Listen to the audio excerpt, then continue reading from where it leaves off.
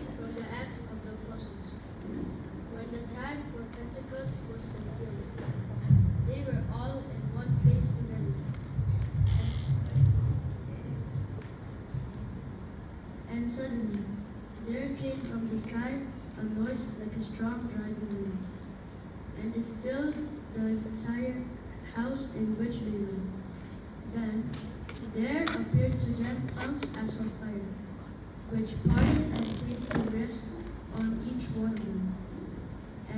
And they were all filled with the Holy Spirit and began to speak in different tongues, as the Spirit enabled them to proclaim.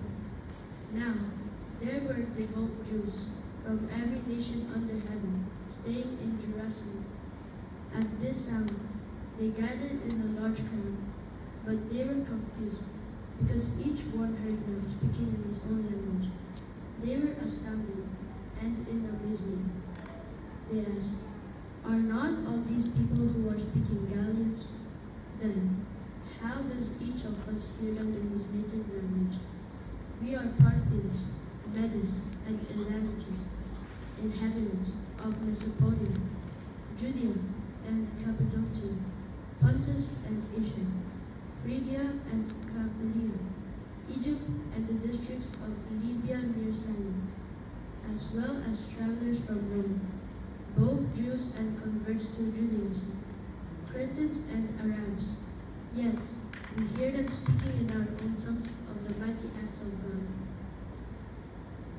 The word of the Lord. Thanks be to God. Lord, send out your Spirit and renew the face of the earth.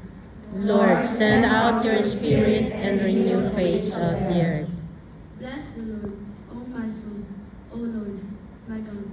You are great indeed. How manifold are your works, O Lord. The earth is full of your creatures.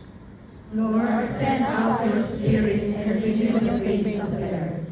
If you take away their breath, they perish and return to their dust. When you send forth your Spirit, they are created, and you renew the face of the earth. Lord, send out your Spirit and renew the face of the earth. May the glory of the Lord endure forever. May the Lord be glad in his works. Pleasing to him be like tea. I will be glad in the Lord. Lord, send out your Spirit and renew the face of the earth.